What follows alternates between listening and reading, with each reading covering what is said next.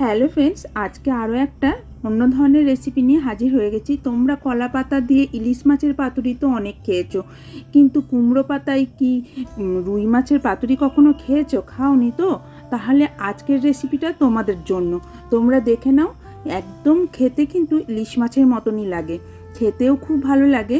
কলার পাতায় করলে তো কলার পাতাটা ফেলে দিতে হয়, কিন্তু কুমড়ো পাতার একটা বেনিফিট আছেই, যে কুমড়ো পাতাটাও তোমরা কিন্তু খেতে পারবে, আর অসাধারণ খেতে হয়। তাহলে দেখে নাও ঝটপট রেসিপিটা।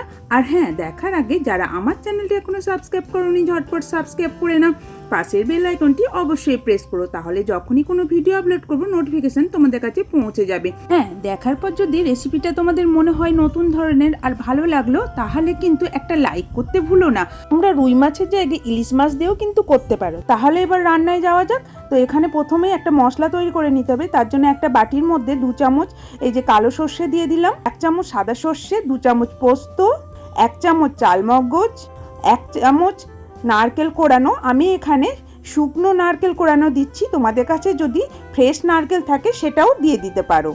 আর ঝালের জন্য কাঁচা লঙ্কা। এবার জল দিয়ে আমি এই মশলাটা 5 মিনিট মতন ভিজিয়ে রাখবো। মশলাটা ভিজিয়ে রাখলে কি হবে, মশলাটা পেস্টটা খুব ভালো হবে আর একদম মিহি করে বাটা যাবে, আর সর্ষেটাও তেতো লাগবে না। তো এদিকে মাছটাকে ম্যারিনেট করে নেবো। একটা প্লেট নিয়েছি, আর এই মাছটা আমার আগের দিন আনা বলে আমি নুন হলুদটা মাখিয়ে ফ্রিজে রেখেছিলাম। তো নুন হলুদ আর দেবো না, এই মাছগুলোর মধ্যে আমি দিয়ে দেব একটু গোলমরিচের গুঁড়ো আর সামান্য একটু সর্ষের তেল দিয়ে ভালোভাবে মাখিয়ে নেব।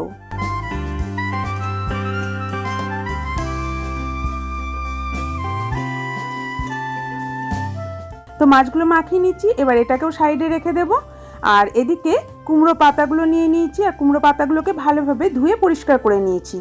এবার যেটা করতে হবে, এই যে কুমড়োর ডাঁটটা, এই পাতার সঙ্গে যে ডাঁটটা আছে সেটাকে কেটে বাদ দিয়ে দেবো। হ্যাঁ, তোমরা কুমড়ো পাতার জায়গায় লাউ পাতাও নিতে পারো, আর পাতাগুলো যেন এরকম একটু বড় বড় হয়।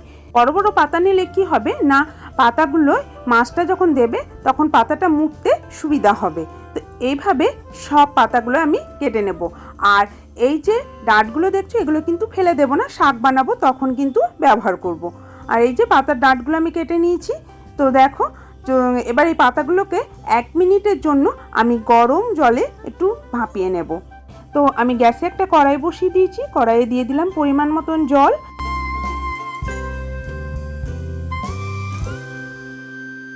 আর এই জলে দিয়ে দিলাম সামান্য পরিমাণে লবণ। এবার লবণটা একবার জলের সঙ্গে ভালোভাবে মিশিয়ে নেব, আর জলটাকে ভালোভাবে গরম করে নেব। তো ঢাকা দিয়ে দিলাম, জলটা গরম হয়ে গেছে। এবার এই গরম জলের মধ্যে পাতাগুলোকে আমি দিয়ে দেব, দিয়ে এপিট ওপিট একবার ডুবিয়ে একটু ভাপিয়ে নেব। 1 মিনিট মতন ভাপাবো, তোমাদের আগেই বলেছি। পাতাগুলো গরম জলে ভাপিয়ে নিলে বেশ নরম হবে, আর মাছটা মুড়তেও কিন্তু সুবিধা হবে। তো দেখো 1 মিনিট হয়ে গেছে। এবার এই গরম জল থেকে পাতাগুলোকে তুলে একদম ফ্রিজে ঠান্ডা জলের মধ্যে সঙ্গে সঙ্গে দিয়ে দেব। এতে কি হবে, পাতার যে সবুজ কালারটা সেটা কিন্তু ফেড হবে না, আর এই কালারটা একদম সবুজ হয়েই থাকবে। তো এখানেও ঠান্ডা জলেও আমি 1 মিনিট মতন ভিজিয়ে রাখবো। তো এবার জল থেকে তুলে নেব, আর পাতা থেকে জলটাকে ভালোভাবে ঝরিয়ে নেব। তার জন্য একটা ছাঁকনি দিয়ে দিয়েছি, ছাঁকনির মধ্যে পাতাগুলোকে দিয়ে দিলাম। এবার ভালোভাবে একটু মিলে দেবো এইভাবে, তাহলে জলটা ভালোভাবে ঝরে যাবে। এবার মশলাটাকে বেটে নেব। একটা মিক্সির বাটি নিয়েছি, তাতে দিয়ে দিলাম রসুন কয়েক কোয়া, আর যে মশলাটা ভিজিয়ে রেখেছিলাম সেই মশলাটা আমি এই মিক্সির বাটির মধ্যে দিয়ে দিলাম। এবার এর মধ্যে দিয়ে দেবো 1 চামচ বাদাম ভাজা। আমি এখানে চীনা বাদাম নিয়েছি। তো তোমরা এটা মশলা ভেজানোর সময়তেও দিতে পারো, আবার এখনও দিতে পারো। আর এতে দিয়ে দেব 1 চামচ টক দই, যেটা আমি জল ঝরিয়ে রেখেছি। আর এবার দেব সামান্য পরিমাণে জল। জলটা কিন্তু খুব বুঝে শুনে দিতে হবে, কারণ মশলায় যেন বেশি জল না হয়। মশলাটা একটু গাঢ় করেই বেটে নিতে হবে। তো যদি বেশি জল দিই তাহলে কিন্তু পাতা থেকে মানে মশলাটা বেরিয়ে আসবে। যখন আমি মাছটা পাতার মধ্যে দেব, পাতাটা বাঁধবো, তখন কিন্তু মশলাটা পাতা থেকে বেরিয়ে আসবে। আর এর মধ্যে দেব 1 চামচ আদা বাটা। তোমরা কাঁচা মানে গোটা আদাও দিতে পারো, আমার কাছে বাটা আদা ছিল তো আমি বাটা আদাই ব্যবহার করলাম। আর এতে দিয়ে দেব 1 চিমটে লবণ। লবণ দিলে সর্ষেটা বাটার সময় অনেক সময় তেতো হয়, তো সেটা হবে না। এবার মিহি করে বেটে নিতে হবে। একটা বাটি নিয়ে নিয়েছি, বাটির মধ্যে মশলার পেস্টটাকে আমি দিয়ে দেব। তো তো তোমরা দেখে বুঝতে পারছো আমি কতটা মিহি করে বেটেছি। বাটিটা বুলিয়ে সামান্য মতন জল দিয়ে দিলাম, মানে 1 চামচ মতন আমি জল দিয়েছি। বাটির মধ্যে অনেকটাই মশলা লেগেছিল, তো সেটাকে ভালোভাবে ধুয়ে নেওয়ার জন্য। আর এই জলটা মশলার মধ্যে দিলাম। এবার দিয়ে দিলাম ধনেপাতা কুচি, স্বাদ মতো লবণ। লবণটা কিন্তু বুঝে দিতে হবে, মাছে আমাদের লবণ দেওয়া আছে, আর মশলা বাটার সময় সামান্য একটু লবণ দিয়েছিলাম। আর এটা যেহেতু কোনো ঝোল হবে না বা গ্রেভি হবে না, সেজন্য মশলাটা কিন্তু বুঝে শুনেই ব্যবহার করতে হবে।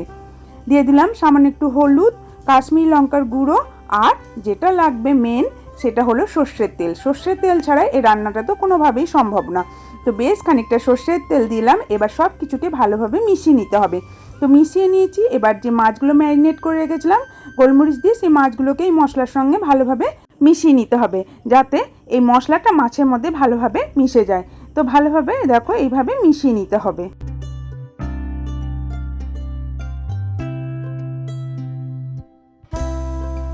মাছটা মাখানো হয়ে গেছে। এবার এই মাছটাকে 1 ঘন্টার জন্য আমি রেস্টে রেখে দেবো। যদি হাতে সময় কম থাকে তাহলে আধ ঘন্টাও রাখতে পারো তোমরা।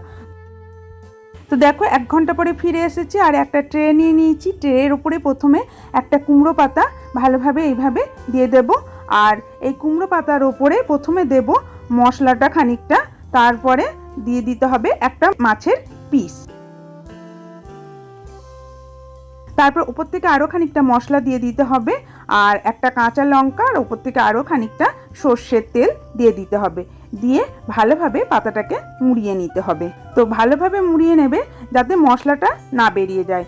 তো দেখো আমি কিভাবে মুড়ে নিচ্ছি, সেইভাবেই তোমরাও মুড়ে নেবে তোমাদের সুবিধা মতন।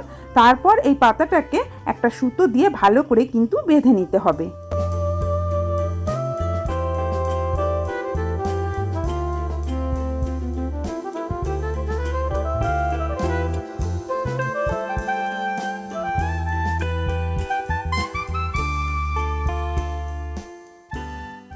তো এইভাবে সব মাছগুলোই বেঁধে নেব। তো আমি আরও একটা মাছ তোমাদের বেঁধে দেখিয়ে দিচ্ছি কিভাবে বাঁধতে হবে।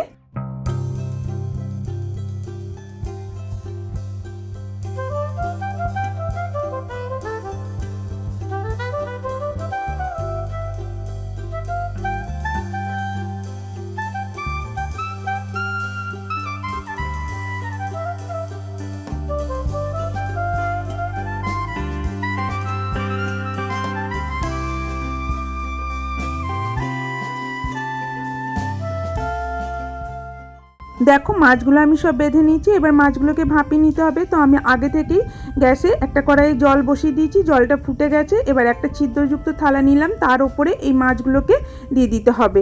তো প্রত্যেকটা মাছ একটা একটা করে এইভাবে সাজিয়ে দিতে হবে। তো আমি 25 মিনিট মতন, মানে 20 থেকে 25 মিনিট মতন লো ফ্লেমে রান্না করে নেব।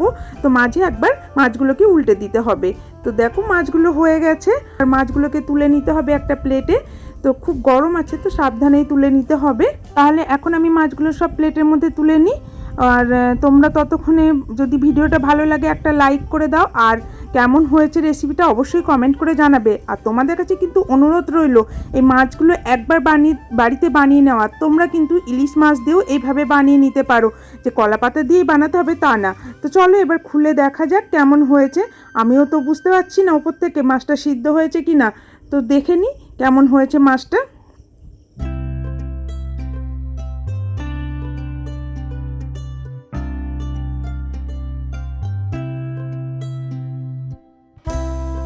কি খোলা মাত্রই জিভে জল আসছে? তো আসবে, তো আমারও এসেছে। আর তাই আমি ওয়েট করতে না পেরে আমি তো ঝটপট খেয়ে ফেলেছি মাছটা। তো তোমরা দেরি না করে ঝটপট বাজার থেকে রুই কাতলা বা ইলিশ যেটা পাও সেটা নিয়ে এসো, আর এরকম করে মাছটা বানিয়ে নাও। এরকম একটা মাছের রেসিপি যদি তোমরা বানিয়ে খাওয়া বাড়িতে, সকলে কিন্তু তোমাদের নাম করবে। তাহলে আর দেরি না করে ঝটপট বানিয়ে ফেলো।